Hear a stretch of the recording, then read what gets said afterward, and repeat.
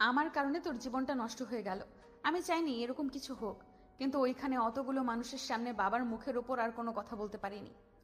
না আপু, সমস্যা নেই। আঙ্কেল আমাকে এত বড় করেছে, জানে তারা কোনো ভুল সিদ্ধান্ত কখনোই নেবে না। ছোট থেকেই তোর সঙ্গে অনেক খারাপ ব্যবহার করেছি। আপু বাদ দাও না, সেই সব কথা। আগের কথা কেন তুলছো? এখন বর্তমান নিয়ে চিন্তা করো, এর পরবর্তীতে কি করবে।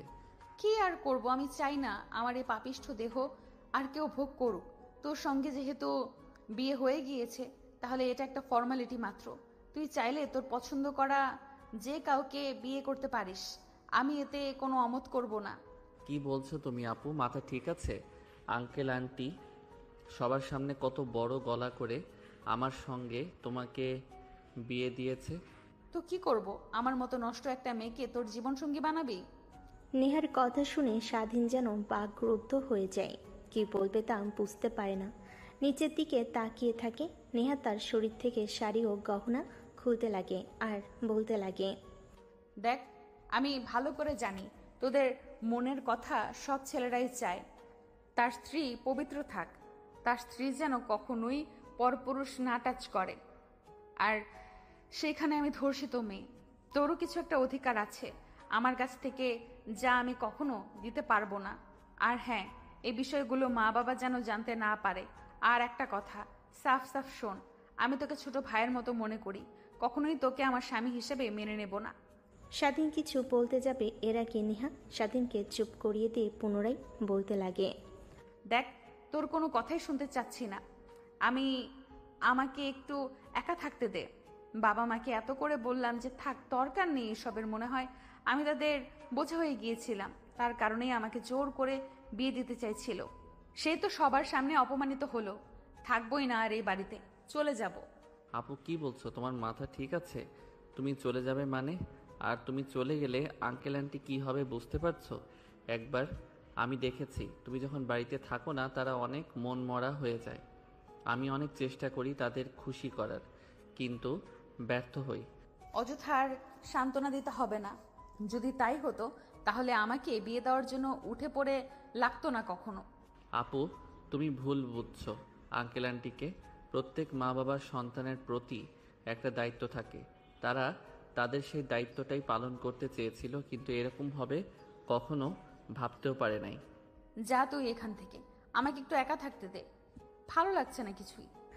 নেহার ধমকে স্বাধীন উপরের দিকে তাকায়। দেখে নেহার শরীরে কোনো পোশাক নেই, শুধু ব্লাউজ আর সায়া।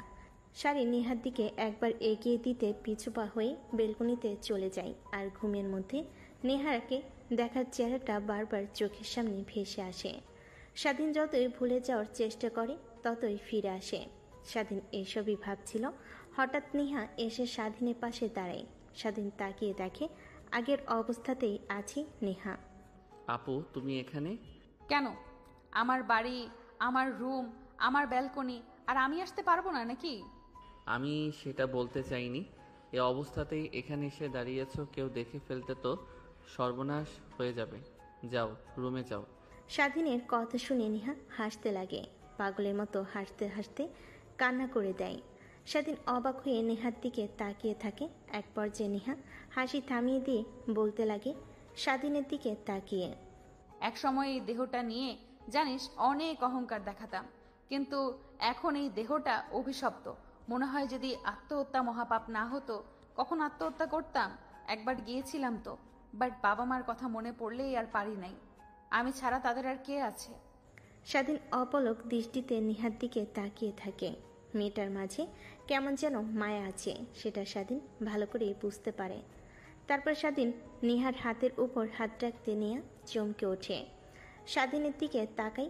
স্বাধীন নেহার দিকে তাকিয়ে মুচকি একটা হাসি দিয়ে বলতে লাগে, আচ্ছা, সব কিছু আগের মতো চাইলেও কি করা সম্ভব?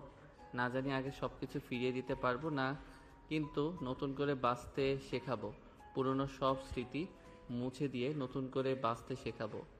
জানি তা কখনোই পারবে না তো। অযথা স্বপ্ন দেখাস না। আমি এমনিতেই তোর জীবনটা নষ্ট করে ফেলেছি, আর চাই না তোর জীবন নষ্ট করতে।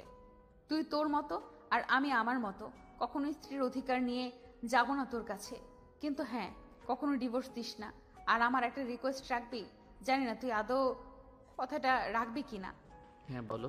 আমি আমার যত সম্ভব চেষ্টা করব কথাটা রাখার। আমি মা হতে চাই, আর চাই তোর সন্তানকে আগলে ধরে বাকিটা পথ চলতে। তো সন্তানের বাবার অধিকার নিয়ে কখনো যাব না তোর কাছে, খালি চাই তাকে জড়িয়ে ধরে বাকিটা পথ চলতে পারে যেন। নেহার কথা শুনে স্বাধীন কিছু না বলে নিচের দিকে তাকিয়ে থাকে। সবাই কত আনন্দ ফুর্তি করছে, কিন্তু তার মনে কোনো আনন্দ নেই। তারপরও বুকের ভেতর কেমন যেন শীতল হয়ে রয়েছে। নেহা সেদিনের প্রশ্নের অনেকগুলো জবাবের জন্য সেখানে দাঁড়িয়ে থাকে, কিন্তু কোনো উত্তর না পেয়ে সেখান থেকে নিরাশ হয়ে চলে যায়। নেহা পাশ থেকে চলে গেলে স্বাধীন তাকিয়ে দেখে, শুধুমাত্র কিছুই বলে না, নিচের দিকে তাকিয়ে থাকে। দেখে তার বাবা মা কতটা খুশি, যেন তারা বলে গিয়েছে কিছুক্ষণ আগে কি হয়েছিল। ফ্ল্যাশব্যাক। আঙ্কেল আঙ্কেল কিছু টাকা দেবেন? অনেক দিন ধরে কিছু খাই না, অনেক ক্ষুধা পেয়েছে আঙ্কেল, প্লিজ কিছু টাকা দেন। আমার এখান থেকে কয়েকটা ব্রাশ কিনে নেন। কে তুমি বাবা? তোমার বাবা মা নেই, আর তুমি এই রাস্তার মাঝে এভাবে ব্রাশ বিক্রি করছো? এতটুকু ছেলে হয়ে যদি তোমার ওপর দিয়ে গাড়ি চালিয়ে দেয় তখন কি হবে? তোমার ভাবতে পারছো একবারও? না আঙ্কেল, তা হবে না। আর এই পৃথিবীতে আমার কেউ নেই, জন্মের পর থেকেই রাস্তায় বড় হয়েছি, আর ভিক্ষা করতে আমার অনেক খারাপ লাগে। তাই এক বড় ভাই কিছু টাকা দেয় আমাকে, সেই টাকা দিয়ে ব্রাশ কিনে বিক্রি করি। দেন না স্যার, বেশি না, দুইটা নেন, একটা আপনার জন্য, একটা ম্যাডামের জন্য, মাত্র 50 টাকা। না বাবা, আমার ব্রাশ লাগবে না। এই নাও 1000 টাকা, তুমি কিছু খেয়ে নিও। না স্যার, আমি আপনার কাছ থেকে এতগুলো টাকা নিতে পারবো না। আপনি ব্রাশ নেন, তার বিনিময়ে টাকা দেন। আরে তোমাকে আমি দিলাম উপহার হিসাবে, আমার লাগবে না, তুমি কিছু খেয়ে নিও। আর আজকে বিক্রি করার দরকার নেই। এই রোদের মধ্যে এভাবে রাস্তা রাস্তায় ঘুরেছো, অনেক কষ্ট হয় বাবা, তাই না? হ্যাঁ স্যার, অনেক কষ্ট হয়, কিন্তু কি করব, পেটের দায়ে সব করতে হয়। ঠিক তখনই জ্যাম সেরে যায়। এক এক করে গাড়ি চলতে লাগে। স্বাধীন নেহার বাবার কাছ থেকে টাকাটা নেয়, গাড়ি চালিয়ে সেখান থেকে চলে যায়। তারপর স্বাধীন একটা হোটেলে গিয়ে খাবার খেয়ে নেয়। এভাবে চলতে লাগে সেই দিনের পর দিন। প্রতিদিনে নেই জ্যামের মধ্যে ব্রাশ বিক্রি করছিল, তখনই নেহার বাবার গাড়ির গ্লাসে গিয়ে টোকা দেয়। দেখে আজকেও সেই লোকটা। স্বাধীন একটা হাসি দিয়ে সেখান থেকে চলে যেতে যাবে, তখনই পিছন থেকে নেহার বাবা ডাকতে লাগে। স্যার কিছু বলবেন? আজকে আপনার কাছ থেকে টাকা নিতে পারবো না কিন্তু। তা তো বুঝতেই পেরেছি। তোমাকে একটা কথা বলার ছিল। তুমি কি আমার সঙ্গে যাবে? তোমাকে লেখাপড়া করাবো, আর অনেক সুন্দর সুন্দর পোশাকও দেব। আমার বাড়িতে আমার ছেলের মতো বড় হবে। কি বলেন স্যার? সত্যি সত্যি আমাকে স্কুলে পড়াবেন? নতুন নতুন সুন্দর সুন্দর পোশাক দেবেন? হাসিমাখা কণ্ঠে স্বাধীন কথাটা বলে। নেহার বাবা অনেক খুশি হয় স্বাধীনের হাসি মুখ দেখে। নিমিষে স্বাধীনের হাসি মুখ থেকে হাসি হারিয়ে গোমরা মুখে বলে, না স্যার, সরি, মাফ করবেন। কিছুদিন আগে আপনার মতো একটা ভদ্রলোক আমার এক বন্ধুকে রাস্তা থেকে নিয়ে যায়। পরবর্তীতে শুনি আমার বন্ধুকে নাকি তারা চোরাচালানি করে বিদেশে পাচার করে দিয়েছে। সেখান থেকে তার চোখ, নাক, ফোকরা, কিডনি, লিভার এসব কেটে রেখে দেয় আর ওকে ফেলে দেয়। আরে বাবা, তুমি ভুল ভাবছো আমাকে। আমি শহরের নামকরা বিজনেসম্যান, আমার অনেক অনেক টাকা। আমার কেন তোমাকে চোরাচোদানি করতে যাব? চলে আমার একটা মেয়ে ছেলে নেই, তাই চেয়েছি তোমাকে বড় করব আমার ছেলের মতো করে। ভেতরে এসে বস। কথাটা বলে নেহার বাবা দরজা খুলে দেয়। স্বাধীন গাড়িতে উঠে বসে। তারপর একটা শপিং মলে যায়। গাড়ি সাইড করে স্বাধীনের জন্য বেশ কিছু নতুন নতুন জামা কাপড় কিনে দেয়। স্বাধীন দেখে অনেক খুশি হয়, নেহার বাবাকে জড়িয়ে ধরে কান্না করে দেয়। নেহার বাবা স্বাধীনকে শান্ত করে রেস্টুরেন্টে গিয়ে খাবার খায়। এভাবে অনেক করে স্বাধীন অনেক খুশি হয়। নেহার বাবা অনেক ভালো লাগে। বিকেলের দিকে বাসায় নিয়ে যায় স্বাধীনকে। নেহার মা দরজা খুলে দেয়। নেহার বাবার সঙ্গে একটা ছেলেকে দেখে নেহার মা পশুর পশুর দৃষ্টিতে তাকায়। এইটা কে? হ্যাঁ, মানে তোমাকে রাতে বললাম না, একটা কিউট ছেলে দেখলাম আজ রাস্তাতে, ব্রাশ বিক্রি করছে, অনেক ভালো আর আত্মমর্যাদাও আছে। আসলে এটাই সেই ছেলে। কি তুমি যে বললে রাস্তায় একটা ছেলেকে দেখেছো আর তোমার অনেক মায়া লেগেছে, এইটা সেই ছেলে? দেখে তো মনে হচ্ছে কোনো বড়লোক ঘরের ছেলে, রাস্তায় বড় হয়েছে, দেখে তো মনে হয় না। হ্যাঁ, আর ছেলেটার মাঝে কি যেন একটা আছে, অনেক মায়া, তাই নিয়ে আসলাম। আর তুমি তো মা হতে পারবে না, একে আমাদের ছেলের মতো করে মানুষ করব। মেয়েকে আর কতদিন ধরে রাখবো বলো? এক সময় বিয়ে দিয়ে তো অন্যের বাড়ি পাঠাতেই হবে। তখন আমাদের কি হবে? নেহার বাবার কথা শুনে নেহার মা সায় জানায়। তারপর স্বাধীনকে কাছে টেনে নিয়ে জড়িয়ে কপালে একটা চুমু দেন। অন্যদিকে সিঁড়ির উপর দাঁড়িয়ে নেহা সব কিছু দেখে আর রাগে ফুঁসতে লাগে। দৌড়ে নেহা তার মায়ের কাছে আসে। স্বাধীনকে সরিয়ে দিয়ে নেহা তার মাকে জড়িয়ে ধরে বলতে লাগে, মা, এই ছেলেটাকে আর তুমি একে জড়িয়ে ধরে কপালে চুমু দিয়েছো, ভুলে যেও না। শুধু তুমি আমাকে কপালে চুমু দিবে, অন্য কাউকে নয়। নেহার কথা শুনে নেহার মা বাবা সবাই হাসতে লাগে। তারপর নেহাকে স্বাধীনকে সোফায় নিয়ে বসিয়ে দেয়। তারপর বলতে লাগে, নেহামা, শুনুন, আজ থেকে এটা তোমার ছোট ভাই। তুমি কিন্তু অনেক বড় একটা মেয়ে, আর একে কিন্তু ছোট কখনোই একে মারবে না, আর তুমি একে অনেক ভালোবাসবে। আমার কোনো ছোট ভাই নেই, আর তোমরা ওকে ভালোবাসবে মানে তোমরা শুধু আমাকে ভালোবাসবে, অন্য কাউকে নয়। কথা শুনে নেহার বাবা মা অবাক হয়ে যায়। দুজনেই হাসতে হাসতে নেহাকে বোঝাতে লাগে। এক পর্যায়ে বুঝতে পারে। তারপর স্বাধীনকে একটা রুম দেখিয়ে দেয়। স্বাধীন অনেক খুশি হয়। তারপর স্কুলে ভর্তি করিয়ে দেয়। নেহা স্বাধীনকে দুই চোখে দেখতে পায় না, সবসময় পেলে ওকে মারে, আরও অনেক আজে বাজে কথা বলতে লাগে। সারাদিনের খারাপ লাগলে রুমে গিয়ে দরজা আটকে দিয়ে কান্না করতে লাগে। নেহার মা বাবা কেউ জিজ্ঞেস করলে কিছুই বলে না। এভাবে কেটে যায় অনেকটা দিন। দেখতে দেখতে স্বাধীন কলেজে উঠে আর নেহা ভার্সিটিতে। স্বাধীন, ওই স্বাধীন তোকে না বললাম আজকে আমি ভার্সিটিতে যাব আর আমার পোশাকগুলো স্ত্রী দিয়ে যেতে, আর এখনো কেন দিসনি? মানে আপু, আজকে আমার কলেজের প্রথম দিন, তাই একটু ফ্রেশ হচ্ছি। ফ্রেশ হতে আর হবে না, তোর যে চেহারা, মেয়েরা দেখলে এমনিতেই 200 হাত দূরে চলে যায় তোকে দেখে, আর কেউ ভালোবাসবে না। এত ফ্রেশ এত পরিপাটি হয়ে কোনো লাভ নেই, বুঝলি? আপু, বুঝতে পারছি। এখন এত কথা বলে আর কোনো লাভ নেই, যা তাড়াতাড়ি আমার জামাগুলো ইস্ত্রি করে দে। কথাটা শুনে নেহা তার পোশাকগুলো রেখে নেহার পোশাকগুলোকে ইস্ত্রি দিয়ে দিতে লাগে। নেহার জামা কাপড় দেওয়া হয়ে গেলে নেহা রুমের দিকে অগ্রসর হয়।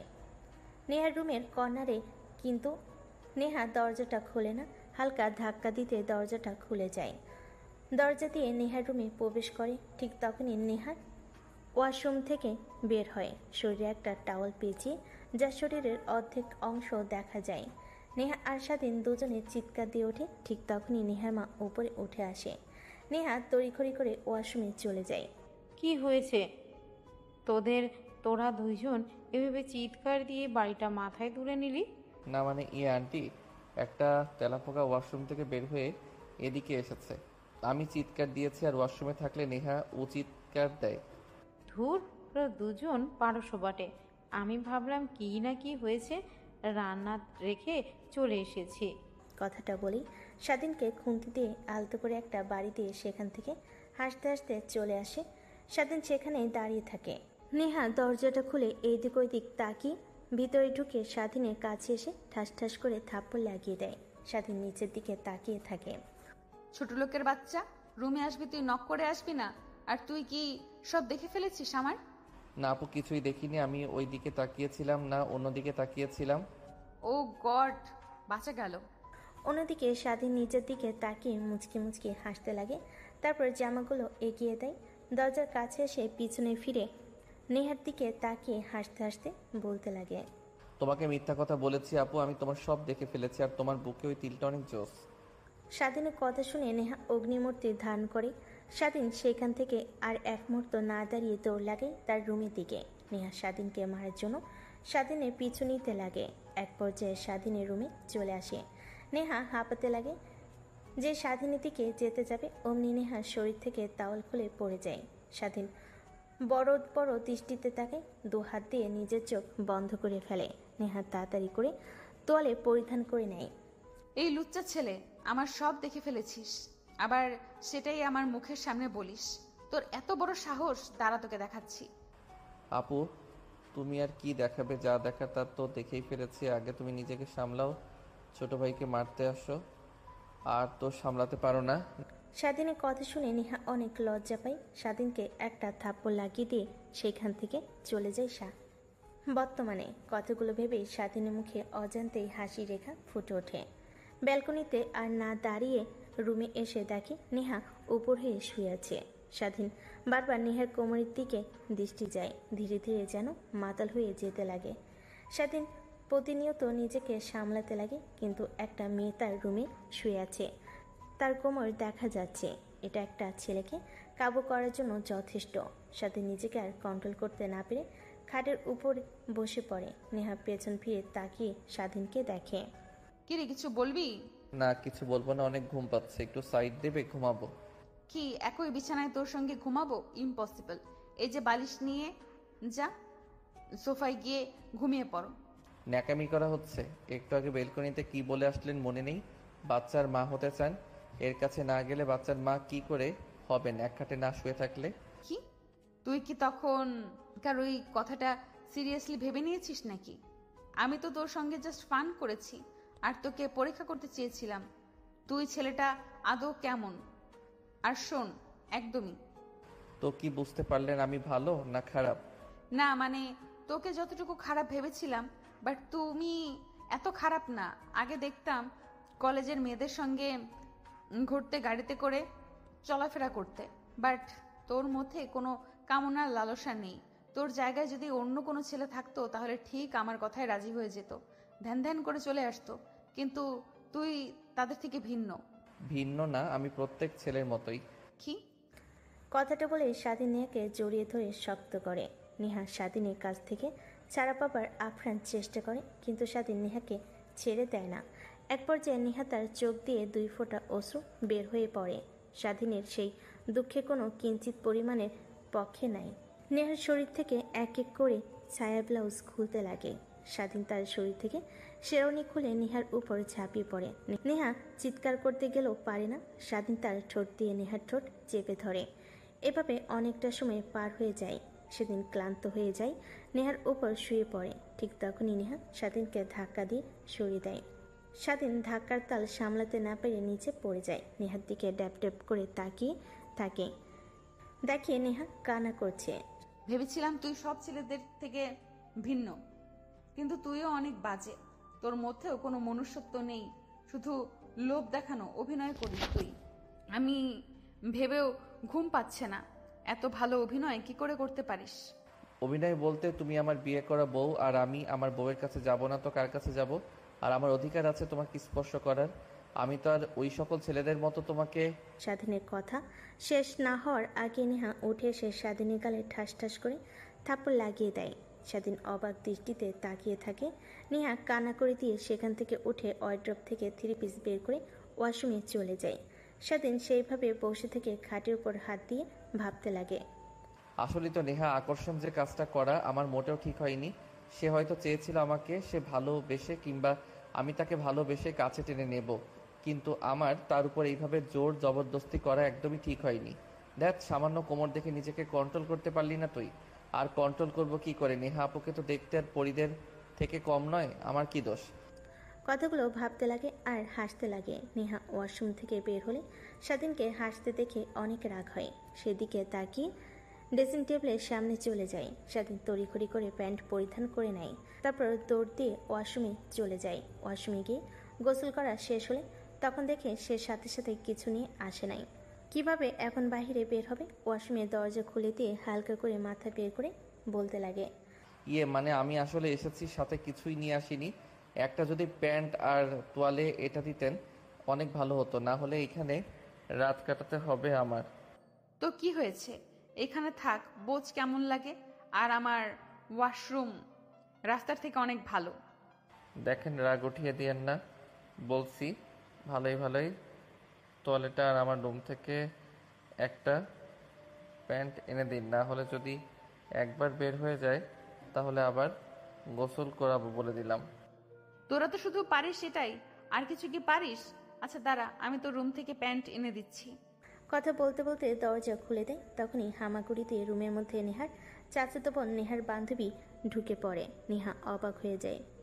কিরে, তোর এখানে আর এভাবে আরবিতে কি করছিস? মানে আমরা সবাই এখান দিয়েই যাচ্ছিলাম, তাই ভাবলাম বাসর রাতে কী হয় আমাদেরও একটু জানার দরকার, তাই আর কি এখানে দাঁড়িয়ে একটু কান লাগিয়ে শোনার চেষ্টা করছিলাম, কিন্তু কিছুই তো শুনতে পেলাম না। হয়েছে, আর মিথ্যা কথা বলতে হবে না। তোরা এখানে অনেকক্ষণ ধরে দাঁড়িয়েছিলি, যা তোদের মুখ দেখে স্পষ্ট বোঝা যাচ্ছে। আর এসব আরই না পেতে আঙ্কেলকে বললেই তো পারিস তোদেরকে বিয়ে দিতে। আর সাথী চাচাকে বলবো নাকি তোকে বিয়ে দিতে? সমস্যা নেই আপু, যদি স্বাধীন বাজার মতো কিউট একটা ছেলে খুঁজে পাও তাহলে আঙ্কেলকে বলিও, আমার এতে কোনো মত নেই। আর কতদিন এভাবে সিঙ্গেল থাকবো বলো? আর তুমি তো ভালো করে জানো রিলেশন আমার দ্বারা সম্ভব নয়, সব সময় ভুল বুঝি।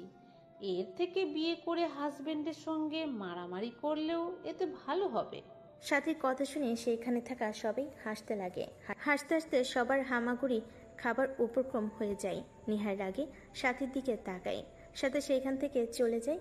তারপর নেহার বান্ধবী স্বাধীন আর নেহার দিকে তাকিয়ে বলে, কী রে, তুই দুলাভাইকে রেখে এত রাতে বাইরে বের হয়ে আসলি যে?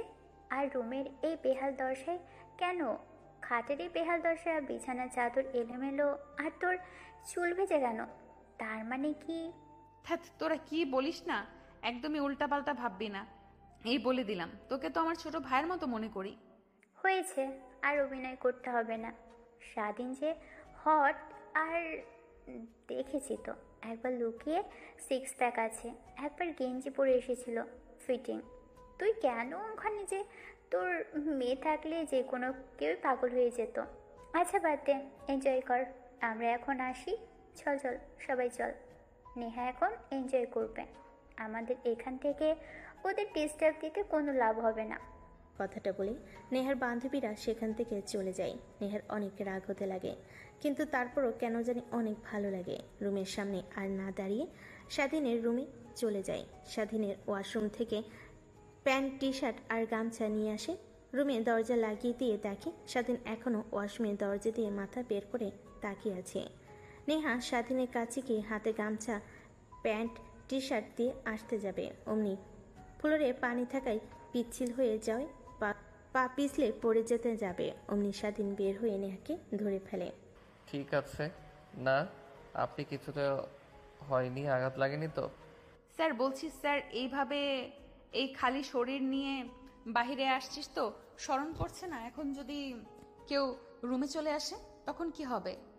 দেখ, তুমিও না রুমে কি আসতে যাবে? সবাই জানে রুমে ইউক্রেন আর রাশিয়ার যুদ্ধ হচ্ছে, তাই সবাই বিপদসীমার বাহিরে আছে। ইউক্রেন আর রাশিয়ার যুদ্ধ, তাই না? তারা তোকে দেখাচ্ছি যুদ্ধ কি হয়, কত প্রকার আর কিভাবে হয়। কথাটা বলে নেহা দৌড়ে ঝাড়ু হাতে নেয়। স্বাধীন দৌড়ে ওয়াশরুমে চলে যায়, দরজা লাগিয়ে দেয়। নেহা বাইরে থেকে বক বক করতে লাগে। স্বাধীন ওয়াশরুমে গিয়ে প্যান্ট, টি শার্ট পরিধান করে গামছা মাথায় দিয়ে চুল মুছতে লাগে। অনেকটা সময় পর বাইরে মাথা বের করে দেখে নেহা রুমে নেই। স্বাধীন স্বস্তির নিঃশ্বাস ফেলে বাইরে বের হয়ে রুমে দরজাটা লাগিয়ে পিছন ফিরতে দেখে নেহা দাঁড়িয়ে আছে, হাতে ঝাড়ু। স্বাধীন কি করবে বুঝতে পারে না, দৌড়াতে লাগে। নেহা স্বাধীনের পিছু পিছু দৌড়াতে লাগে আর ঝাড়ু দিয়ে মারতে লাগে। এভাবে অনেকটা সময় পার হয়ে যায়। নেহা আর স্বাধীন দুজনেই দৌড়াদৌড়ি করে ক্লান্ত হয়ে যায়। দুজনেই খাটের উপর শুয়ে পড়ে। দুজন দুজনের ঘন ঘন নিঃশ্বাসের স্পষ্ট শব্দ শুনতে পায়। রুমের মধ্যে চিনচিন নীরবতা বিরাজ করে। এভাবে কখন যে ঘুমিয়ে যায় বুঝতে পারে না। সকালবেলা স্বাধীনের ঘুম ভেঙে যায়, দেখে আশপাশ থেকে আজানের ধ্বনি ভেসে আসছে। স্বাধীন উঠে পড়ে ওয়াশরুমে যায়, ফ্রেশ হয়ে আসে, দেখে নেহা উঠে চোখ কসলাচ্ছে আর হাম দিচ্ছে। কিরে, এত তাড়াতাড়ি সকাল হয়ে গেল? সবে তো মাত্র ঘুমোলাম, অনেক ঘুম পাচ্ছে। লাইট অফ করে দে তো। লাইট অফ করবো মানে? যান এখন ওয়াশরুমে ফ্রেশ হয়ে আসেন, নামাজ পড়বো, ফজরের আজান দিয়েছে। হ্যাঁ, যা পরে পরে নিব, এখন ঘুমাতে দে। রাতে ঠিকমতো ঘুমাতে পারি নাই কিন্তু। সেই কথা বললে আর হবে না, বলেছি নামাজ পড়তে হবে মানে নামাজ পড়তে হবে। এই পর্যন্ত, যে পর্যন্ত নামাজ না পড়বেন সে পর্যন্ত আমি লাইট অফ করবো না। অন্যদিকে নেহার মা আর বাবা দুজনে নেহাদের রুমের পাশ দিয়ে যাচ্ছিল। হঠাৎ এত সকালে লাইট অন থাকাই বুঝতে পারে না দরজায় কান লাগাতেই স্বাধীন নেহার কথাবার্তা শুনতে পায়, আর মা বাবা হাসতে হাসতে তাদের উপরে চলে যায়। তারপর নেহার বাবা সোফায় বসে বলতে লাগে, জানো নেহার মা, আমি হয়তোবা মেয়েটার জীবনসঙ্গী হিসেবে স্বাধীনকে বেছে নিয়ে কাজটা ঠিক করেছি, কারণ একমাত্র তোমার মেয়েকে কন্ট্রোল করতে পারবে স্বাধীন, তাছাড়া অন্য কেউ একদমই পারবে না। কিন্তু নেহা ওই বিষয়ের পর থেকে অনেকটা চেঞ্জ হয়ে গিয়েছে, আগের মতো আর অহংকার করে না। কিন্তু দেখেছো, জানি না স্বাধীনকে আগেও মেনে নিতে পারবে কিনা। আমাদের উচিত ছিল নেহার মত জানার। কি করতাম হ্যাঁ? সবার সামনে অপমানিত হতে হতো। যদি তখন জোরে সোরে না বলতাম, আমার মান সম্মান কোথায় যেত একবারও ভেবে দেখেছ? ফ্ল্যাশব্যাক। পুরো বাড়িটা লাইটিং দিয়ে আচ্ছাদিত, চারপাশটার আনন্দে পরিপূর্ণ, সবাই হাসি খুশি। তার মাঝে একজনের মুখে বিন্দুমাত্র হাসি, তার মাঝে একজনের মুখে বিন্দুমাত্র খুশি আসেনি। অনেকগুলো প্রাইভেট কার বাড়ির মধ্যে প্রবেশ করে, সবাই খুশি হয়ে সেদিকে এগিয়ে যায়। বরকে বরণ করে স্টেজে বসিয়ে দেয়। এক এক করে খাবার পর্ব শেষ হয়ে যায়। সবাই খাবার খেয়ে বিয়ের কাজ শুরু করতে যাবে, অমনি বরের বাবা বলে ওঠে, এই বিয়ে হবে না। আর কাজী সাহেব, আপনি বিয়ে পড়ানো বন্ধ করুন। আর এই তুই উঠে পড়। এই বিয়ে তোকে করতে হবে না। তোকে এর থেকে ভালো মেয়ের সঙ্গে বিয়ে দেব। ভাই সাহেব, কি বলছেন আপনি? মাথা ঠিক আছে আপনার? মাথা আমার একদমই ঠিক আছে। আপনাদের মাথায় সমস্যা না হলে কিভাবে ভাবতে পারলেন যে একটা ধর্ষিতা মেয়েকে আমার ছেলের সঙ্গে বিয়ে দেব? আমাদের কি সমাজে কোনো মূল্যবোধ নেই? ভাবতে পারবেন একবারও? আপনার ধর্ষিতা মেয়েকে বিয়ে করলে সমাজের সামনে আমরা মুখ দেখাতে পারবো কিনা? নেহার বাবা আর কিছু বলে না, মাটির দিকে তাকিয়ে থেকে পুরো বাড়ি বিয়ের আমেজটা নিমিষেই বন্ধ হয়ে যায়। নেহার বাবার কোনো প্রতিউত্তর না দেখে বরের বাবা আবার বলতে লাগে, কি ব্যাপার ইমরান সাহেব, কিছু বলছেন না যে? বলুন, কিছু বলুন। আপনার ধর সেটা মেয়েকে কে বিয়ে করবে আছেন এইখানে এমন যে? আর ধর্ষিতা মেয়েকে বিয়ে করবে কার রুচি এত নগণ্য? আমার মেয়ের বিয়ে হবে এখন আর আপনার সামনে, কিন্তু আপনার ছেলের সঙ্গে নয়। আর কি বলছেন, আমার মেয়ে কি কেউ বিয়ে করবে? এখন বললে হাজারটা ছেলের লাইন দাঁড়িয়ে যাবে। আর আপনি কি বলছেন এসব? আপনি দাঁড়ান, আপনার আর আপনার ছেলের সামনে আমার মেয়ের বিয়ে হবে। বাবার সামনে বড় গলা করে কথাটা তো বলেই ফেললেন। এখন দেখি কে আপনার ধর্ষিতা মেয়েকে বিয়ে করে। বাবা, সাধীর, এদিকে এসো তো। হ্যাঁ আঙ্কেল, কিছু বলবেন? হ্যাঁ বলবো। আমার মেয়েকে বিয়ে করবে তুমি। আর আজকে সবার সামনে এই জানোয়ারের বাচ্চা তুই উঠ, দেখ তোর সামনে আমার মেয়েকে বিয়ে দেব। আর মিস্টার জায়েদ শিকদার, কাজটা আপনি মোটেও ঠিক করেননি। কিভাবে সবার সামনে অপমান না করলেও আমাকে আর আমার মেয়েকে পারতেন। আর দেখেন, আমার মেয়েকে কেউ বিয়ে করবে না কথাটা বললেন না, নিমেষের মাঝেই দেখেন আমার মেয়েকে আপনার চোখের সামনে বিয়ে দেব। আর কাজী এসে বিয়ের কার্যক্রম শুরু করেন। বরের জায়গাটাই শুধু স্বাধীন। আর যদি বাবার নামটা খুব জানার ইচ্ছা হয় তাহলে নিজের নাম লিখে দিয়েন। নেহার বাবার কথা শুনে সবাই অবাক হয়ে যায়। তারপর কাজী সাহেব বিয়ের কার্যক্রম শুরু করে দেয়। স্বাধীন কিছু বলতে পারে না। তারপর নেহার বাবার মান সম্মান রক্ষাতে সবার সামনে রাজি হয়ে যায়। কাজী সাহেব বলতে স্বাধীন কবুল বলে দেয়। কি হয়েছে জায়েদ খান, আপনি তো অনেক বড় বড় কথা বলেছেন আমার মেয়েকে কেউ বিয়ে করবে না। এখনই কি দাঁড়িয়ে দাঁড়িয়ে দেখার ইচ্ছে করছে, নাকি ঘাড় ধাক্কা দিয়ে গার্লস থেকে বের করে দেব? ভালোই ভালোই আপনার আত্মীয়স্বজন নিয়ে এখান থেকে চলে যান, যদি আপনার মান সম্মানটা রাখতে চান। আমার আবার মানুষত্ব আছে, সবার সামনে বড় গলা করে বলতে পারতাম, বাট আমার মধ্যে বিবেক আছে, তা করব না। চলে যান এখান থেকে। নেহার বাবার কথা শুনে সেখান থেকে বরের বাবা আর তার সাথে আসা সবাই চলে যায়। নেহার বাবা সোফায় বসে মাথায় হাত দিয়ে চিন্তা করতে লাগে। স্বাধীন গিয়ে নেহার বাবার পাশে বসে পড়ে, তারপর বলতে লাগে, আঙ্কেল চিন্তা করবেন না, যা হবার তা তো হয়ে গেছে। আর নেহা ম্যামের তো এখানে কোনো হাত নেই। ওই জানোয়ারের বাচ্চারা তো চারটা, আর না বললাম ওদের সাথে ওরা একদিন একদিন দেখবেন ধানের জয় পাবে। হ্যাঁ বাবা জানি, আর তোমাকে অনেক অনেক ধন্যবাদ সবার সামনে রাজি হওয়ার কারণে। আর জানি না তুমি অন্তত নেহাকে মেনে নিবে কিনা, তোমার থেকে সিনিয়রও। বাকি কথা বলতে না দিয়ে স্বাধীন পুনরায় বলতে লাগে, আঙ্কেল রাস্তা থেকে তুলে এনে বড় করেছেন, লেখাপড়া করিয়েছেন, আপনাদের ঋণ কখনোই শোধ করতে পারবো না, এটা ভালো করে জানি। পরিশেষে নেহা ম্যামকে বিয়ে করে যদি সামান্য পরিমাণ ঋণ শোধ করতে পারি, আমার কাছে অনেক কিছু। আর আমি মনে করি আমার জন্য যাও ভালো হবে, আপনি তাই করবেন। স্বাধীনের কথা শুনি নেহার বাবার অনেক ভালো লাগে। নেহা সেখানে আর না থেকে রুমে চলে আসে। তারপর নেহার বাবা একটা প্যাকেট স্বাধীনকে দিয়ে দেয়। স্বাধীন প্যাকেটটা হাতে নিতে নেহার বাবা বলে, আর শেরনি পায়জামা এগুলা রুমে গিয়ে পরিধান করে নাও, তোমাকে দেখে কেউ বলতে পারবে না আর বুঝতে পারবে না এখন তুমি আমার মেয়ের জামাই। কথাটা বলে নেহার বাবা হাসতে লাগে। স্বাধীন সেখান থেকে উঠে রুমে চলে যায়। বর্তমান এখন আল্লাহর কাছে দোয়া করি যেন দুজনকে একত্র করে রাখে। ছোট থেকে তো দেখে এসেছি দুজন দুজনার যেন শত্রু। এখন কি হয়েছে হয়। ধ্যাত, তুমি এমনি এমনি চিন্তা করছো। দেখো, সব ঠিক হয়ে যাবে। আর একে অপরকে ছাড়া এক মুহূর্ত থাকতে পারবে না। আমার কথার সঙ্গে তুমি মিলিয়ে নিও একদিন। তাই যেন হয়, এই দোয়াই করি। আর ঘুমাবো না, আজান দিয়েছে, নামাজ পড়ে তারপর ঘুমাই। হুম। অন্যদিকে নেহা নামাজ পড়বে না। স্বাধীন হাত ধরে নেহাকে খাট থেকে কোলে তুলে নিয়ে ওয়াশরুমে এসে দাঁড় করিয়ে দেয়। নেহার মুখে পানি মারতেই নেহার ঘুম দূর হয়ে যায়। নেহা উঠে স্বাধীনের দিকে রাগী দৃষ্টিতে তাকিয়ে থাকায় স্বাধীন মুচকি একটা হাসি দিয়ে অজু করতে বলে নেহা অজু করে নেয়। তারপরে ওয়ার্ড্রোব থেকে জায়নামাজ বের করে বিছিয়ে দেয়। নেহাকে দাঁড় করিয়ে স্বাধীন সামনে দাঁড়িয়ে পড়ে, নামাজ পরিধান করে নেয়। নামাজ পড়া শেষ হলে স্বাধীন পিছন ফিরে তাকিয়ে দেখে নেহা তার দিকে ড্যাপ ড্যাপ করে তাকিয়ে আছে। কি হয়েছে, এভাবে তাকিয়ে আছো কেন? নামাজ পড়া হয়েছে? না কিছু না, আর নামাজ শেষ। ভালো, চলো বেলকনিতে গিয়ে দাঁড়াই। কি না, একদমই না। আমার একটুও ভালো লাগছে না। রাতে তো ঠিকমতো ঘুমাতে দেয়নি, এখন আবার জোর করে উঠে নামাজ পড়লে। এখন অন্তত আমাকে শান্তিমতো ঘুমাতে দাও।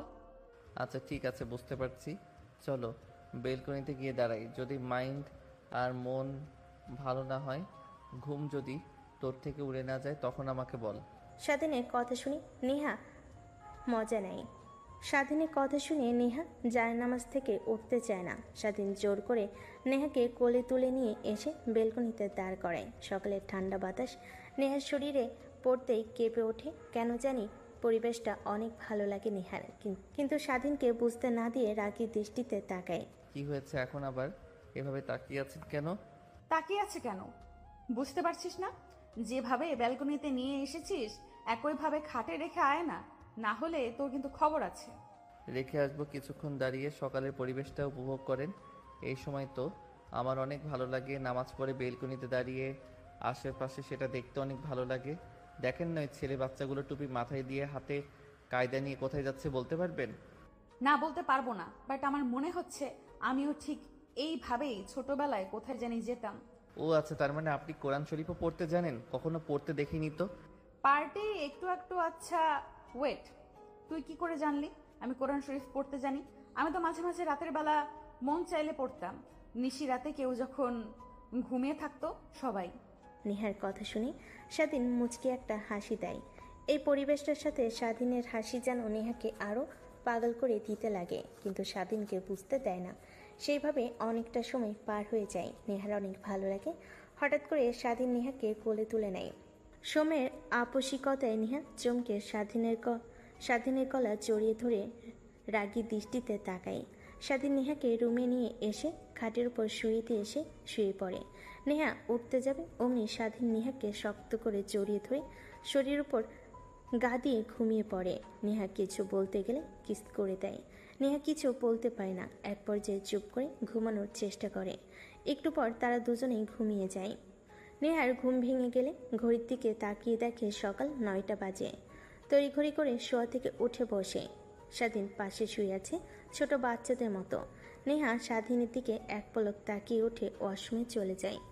ওয়াশরুম থেকে বের হয়ে ড্রেসিং টেবিলের সামনে বসে থেকে চুল আঁচড়াচ্ছিল।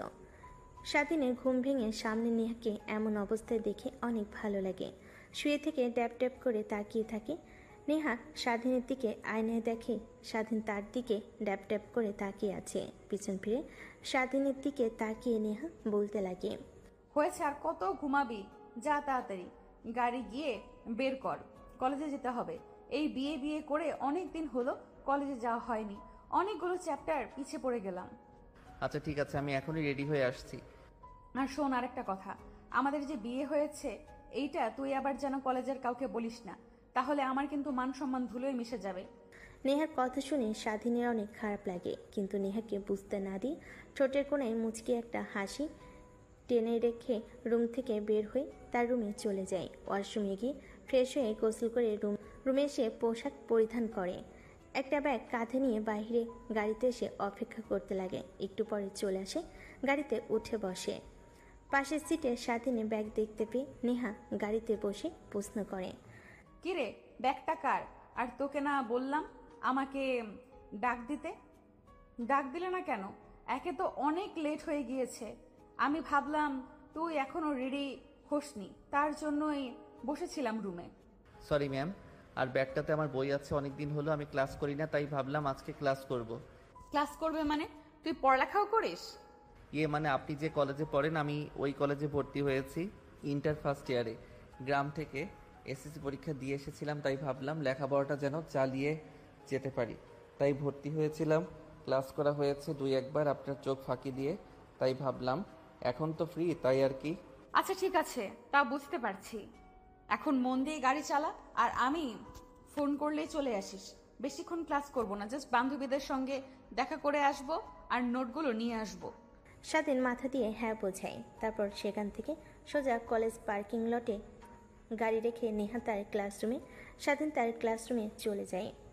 স্বাধীন ক্লাসরুমে গিয়ে বসতেই পাশে তাকিয়ে দেখে একটা ছেলে বসে আছে, খাতায় কি যেন লিখছে। স্বাধীন কৌতূহল নিয়ে ছেলেটাকে প্রশ্ন করে। আচ্ছা, তুমি মনোযোগ দিয়ে কি করছো?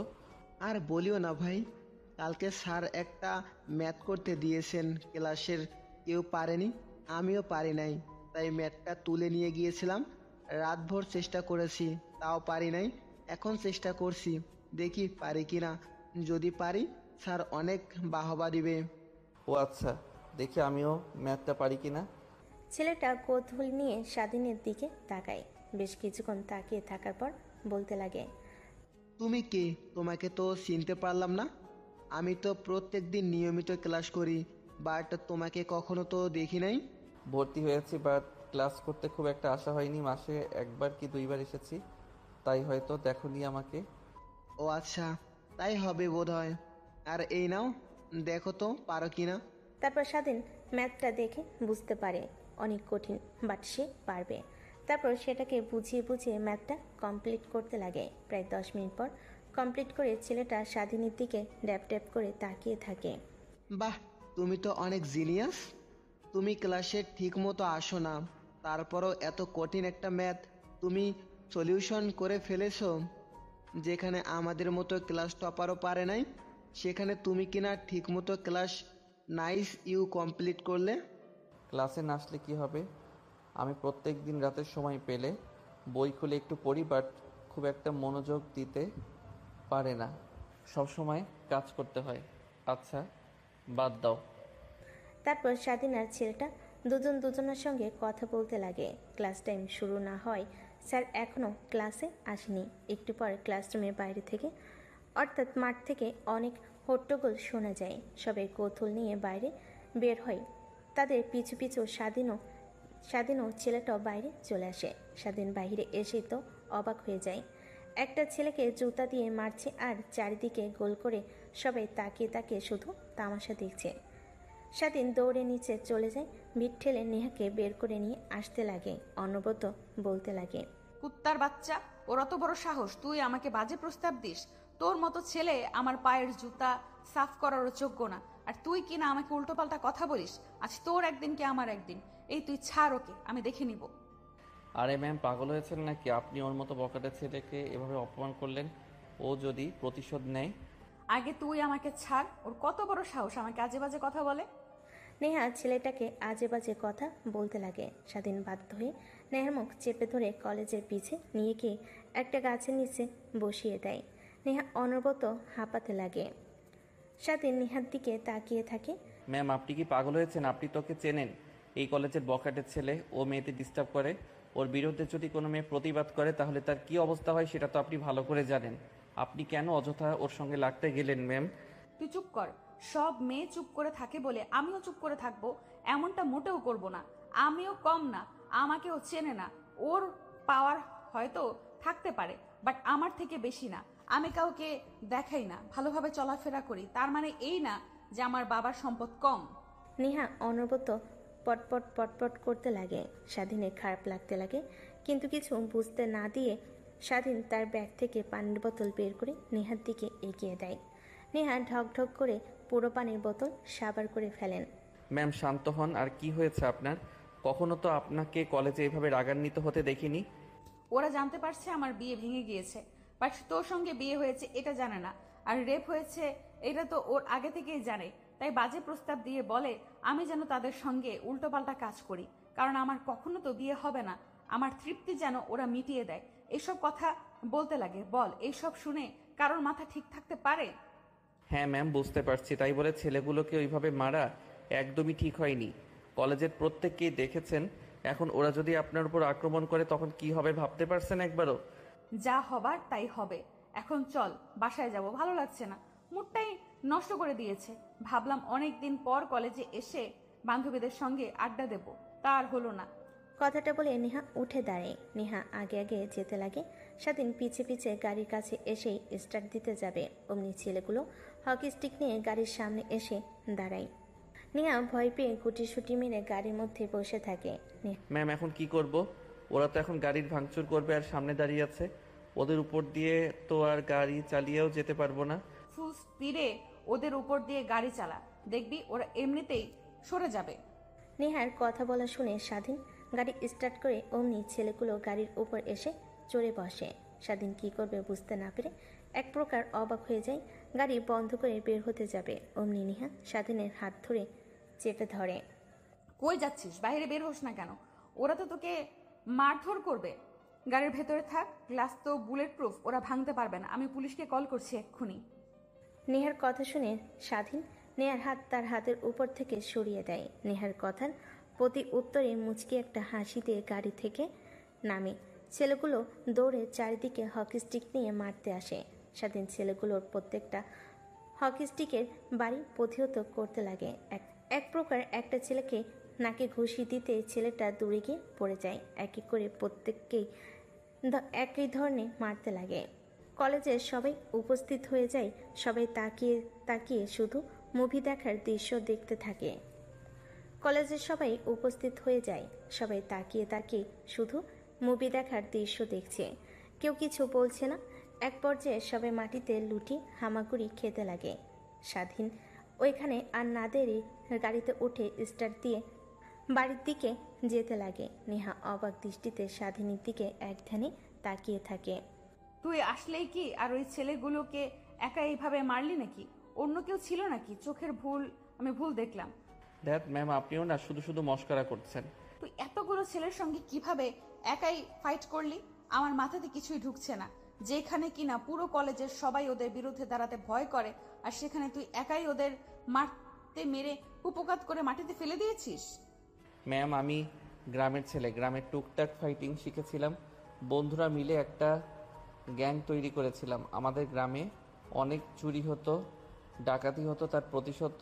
তার প্রতিরোধ করার জন্য এক পর্যায়ে সবাই ভয় পেয়ে আমাদের গ্রামে আর ডাকাতি চুরি করতে আসে নাই। সেই অভিজ্ঞতা এখন রয়ে গিয়েছে। আচ্ছা, বুঝতে পারছি। নেহার সঙ্গে কথা বলতে বলতে গাড়ি এসে বাড়ির সামনে দাঁড় করে। নেহা নেমে পড়ে। স্বাধীন পার্কিং লটে গাড়ি রেখে বাসার মধ্যে ঢুকতে যাবে, অমনি সাই করে তিনটা গাড়ি বাসার ভিতর প্রবেশ করে। দেখে মাঝখানে গাড়ি থেকে নেহার বাবা দৌড়ে বের হচ্ছে। স্বাধীনকে দেখতে পেয়ে নেহার বাবা দৌড়ে এসে জড়িয়ে ধরে বলতে লাগে, বাবা, তোমাকে অনেক অনেক ধন্যবাদ আমার মেয়েকে বাঁচানোর জন্যে। তুমি কলেজে কি করেছো, নেহা কি করেছে সব আমার কানে এসেছে। আমি আগে থেকেই বলেছিলাম তোর বডিগার্ড লাগবে, বডিগার্ড রাখবা। ও আমার কথা একদমই শোনে না। ও বারবার বলে যে আমি সাধারণ মানুষের মতো চলাফেরা করি। আর যদি তুমি না থাকতে তাহলে ওর কী হতো বাবা, বুঝতে পারছো? আঙ্কেল, আমি তো আছি নাকি? আর আমার সামনে দিয়ে আমার স্ত্রীকে কেউ গায়ে হাত দিবে, আমি এটা তাকিয়ে তাকিয়ে দেখব। ওদের জ্যান্ত মাটিতে পুঁতে রাখবো। স্বাধীনের কথায় নেহার বাবা স্পষ্ট ভয়ঙ্কর কিছু বুঝতে পারে। নেহার বাবা মুচকি একটা হাসি দিয়ে বাসার ভেতর ঢুকে যায়। স্বাধীন রুমের দিকে চলে যায়, দেখে রুমে কিছুই নেই। পাশ দিয়ে একটা মেয়ে যেতে নিলে স্বাধীন দাঁড় করিয়ে বলে, আচ্ছা খালা, আমার রুমে তো কিছুই নেই, জামা কাপড়, খাট, পালঙ্ক। এখন আমি কোথায়? ও বাবা, তুমি এসেছো? মেম সাহেব বলল যে তোমার রুম থেকে সব কিছু সরিয়ে ফেলতে আর জামা কাপড় যা যা প্রয়োজনীয়তা আছে নেহার রুমে নিয়ে গিয়ে রাখতে। তাই সবাই সেই রুমে নিয়ে গেছে। এখন থেকে তো নেহার রুমই তোমার রুম, তাই না? ও আচ্ছা। তারপর স্বাধীন সোজা নেহার রুমের সামনে চলে যায়। দরজায় নক করতেই কোনো সারা শব্দ পায় না। হালকা করে খুলে যায়। স্বাধীন ভিতরে প্রবেশ করে দেখে নেহা ওয়াশরুমে গোসল করছে। তাই সবাই বসে ফোন বের করে দেখছিল। তাই সোফায় বসে ফোন বের করে দেখছিল। ফোন চাপছিল, এমন সময় ফেসবুকে একটা নোটিফিকেশন আসে। নোটিফিকেশনটা অন করতে দেখে একটা ফ্রেন্ড রিকোয়েস্ট। স্বাধীন সেই দিকে কোনো পাত্তা না দিয়ে ফোন দেখতে লাগে। এক পর্যায়ে নেহা বাইরে বের হয়। সামনে স্বাধীনকে দেখতে পেয়ে প্রশ্ন করে, কিরে, তুই এই রুমে কি করছিস? ম্যাম, আপনি হয়তোবা ভুলে গিয়েছেন আমাদের বিয়ে হয়েছে আগামীকাল। আন্টি আর আমার সব জামাকাপড় প্রয়োজনীয় জিনিস আপনার রুমে সেট করেছে, তাই এই রুমে আজ থেকে আমারও রুম। কি মা বাবা আর কি কিছু করবে আমার সাথে আল্লাহই জানে। কেন যে বিয়েতে রাজি হলাম, কেন সবার সামনে বাবার মুখের ওপর বললাম না, তাহলে তো আর আজ এই দিন দেখতে হতো না। একটা ফকিন্নির বাচ্চার সঙ্গে রাত কাটাতে হবে একই রুমে, জানলে গায়ের মধ্যে কাঁটা দিয়ে উঠছে। স্বাধীন কথাগুলো শুনে বুকের বাঁ পাশে ব্যথা হতে লাগে, কিন্তু কিছুই বলে না। ফোন দেখতে লাগে। নেহা তারপর পোশাক পরিবর্তন করে খাটের উপর গিয়ে শুয়ে পড়ে। স্বাধীন উঠে আলমারি খুলে দেখে এক এক করে পোশাক রাখা। স্বাধীন পোশাক আর তোয়ালে নিয়ে ওয়াশরুমে চলে যায়। নেহা মুচকি একটা হাসি দেয় আর আনমনি ভাবতে লাগে, দেখি কতদিন এই অবহেলা সহ্য করতে পারো, আর কতদিন আমাকে তোমার কাছে না নিয়ে দূরে দূরে রাখো। আমার মনে হয় না যে আমাকে ছেড়ে তুমি চলে যাবে। আবার ভয় হয় যদি চলে যাও, কিন্তু পরীক্ষা তো করতে হবে। আবার যদি সব ছেলেদের মতো আমার বাবার সম্পত্তির দিকে নজর দাও, তখন কি হবে? আচ্ছা, ও কি আমাকে ভালোবাসে নাকি? যদি ভালো না বাসতো তাহলে রাতে ওগুলো কি ছিল? ধ্যাৎ, কিছুই মাথায় নিতে পারছে না। বের হোক, ওকে পরীক্ষা করব। নেহা ভাবতে লাগে কি বলা যায়। এমন সময় খট করে দরজা খুলে বাইরে বের হয় স্বাধীন। নেহা সেদিকে তাকিয়ে চোখ ফেরাতে পারে না। স্বাধীনের শরীরে এখনও টপ টপ করে পানি বের হচ্ছে। শরীরের প্রতিটা ধরন যেন লোমহতর, দৃষ্টি কেমন যেন লাগতে লাগে, যেন স্বাধীনকে কাছে পেলে সে খুব লেখাবে এমন। স্বাধীন আয়নার দিকে তাকিয়ে দেখে নেহা তার দিকে ট্যাপ ট্যাপ করে তাকিয়ে আছে। স্বাধীন সেদিকে কোনো ভ্রুক্ষেপ না দেখে পোশাক পরিধান করে নেয়। স্বাধীন রুম থেকে বের হতে যাবে, অমনি পিছন থেকে নেহা বলতে লাগে, দেখ, তুই আর আমি ভালো করে জানি যে আমাদের সম্পর্কটা কখনোই মিলন হবার নয়। তো অযথা এই সম্পর্কটা টিকে রাখার কি দরকার বল? ঠিক বুঝতে পারলাম না ম্যাম, কি বুঝতে চাচ্ছেন আপনি? দেখ, আমি বলতে চাচ্ছি যে সম্পর্কটা কখনো পূর্ণতা পাবার নয়। সেই সম্পর্কটা রেখে কি লাভ? আর আমি তো তোকে কখনো আমার স্বামী হিসেবে মেনে নেব না। ঠিক তুইও জানিস কখনো এই ধর্ষিতা মেয়েকে তোর স্ত্রী হিসেবে মানবি না। এটা আমি ভালো করেই জানি। তাই বলছি কি, আমাদের মধ্যে এই সম্পর্কটা না রেখে ডিভোর্স নিয়ে দেখ। ডিভোর্স কথাটা শুনে আবার এই ভাবিস না যে তোকে বাসা থেকে বের করে দেব। আমার বাবার ছেলের মতন মনে করে তোকে আমাদের কোম্পানিতে একটা চাকরি দিয়ে দেব। আপনারা যা ইচ্ছে তাই করবেন, বাট আমি আপনাকে ডিভোর্স দিতে পারবো না। কারণ ম্যাম আর স্যার আমাকে হাত জোর করে বলেছে আপনি যত যাই বলুন না কেন আমি যেন আপনাকে ডিভোর্স না দেই। আরও বলেছে যে কিছুদিন হলে আপনি এমনিতেই সব কিছু মেনে নেবেন। কি বাবা মা কি বলছে? আচ্ছা, আমি শুনে আসছি। কথাটা বলে নেহা পড়তে যাবে, দরজা দিয়ে বের হতে নেবে, অমনি স্বাধীন নেহার হাত চেপে ধরে টান দিয়ে নেহাকে তার কাছে নিয়ে আসে।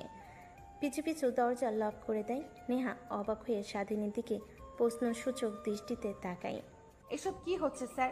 আমাকে স্যার বলছিস? আমাকে স্যার বলিস না হলে আমি কিন্তু চিৎকার দেব। চিৎকার দিয়ে কোনো লাভ নেই, সবাই ভাববে যে আমরা উল্টাপাল্টা গুলো কাজ করছি। আর দেখি দেন তো চিৎকার। নেহা চিৎকার দিতে যাবে, নেহার ঠোঁটের সঙ্গে ঠোঁট লাগিয়ে চুষতে লাগে। প্রায় 5 মিনিট পার হয়ে যায়। নেহাকে খাটের কাছে নিয়ে গিয়ে ফেলে দেয়। নেহা খাটের উপর পড়ে যায়। স্বাধীন তার শরীর থেকে টি শার্ট খুলে ফেলে। নেহা সেই দিকে তাকিয়ে থাকে। মোটেও ভালো হবে না বলছি। আমার উপর জোর করা এর শাস্তির তোকে কিন্তু হারে হারে টের পাবো আমি। যা করার তা করবো, এখন অন্তত বাসর রাতটা করি। কথাটা বলে স্বাধীন নেহার উপর ঝাঁপিয়ে পড়ে। স্বাধীনের প্রত্যেকটা স্পর্শে নেহাই কেঁপে কেঁপে উঠতে লাগে।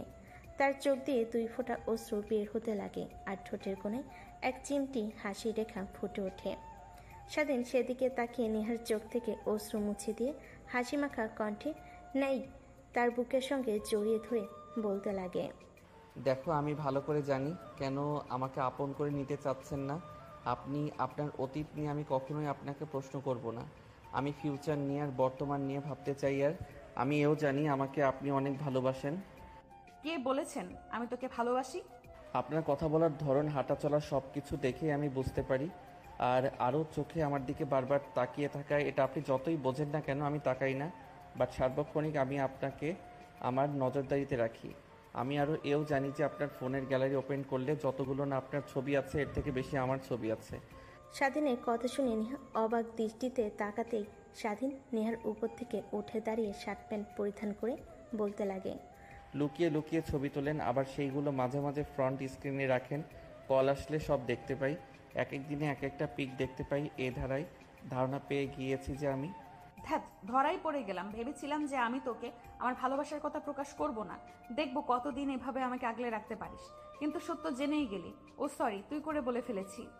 এখন থেকে নো তুমি, নো আপনি, শুধুমাত্র তুমি বলে ডাকবো।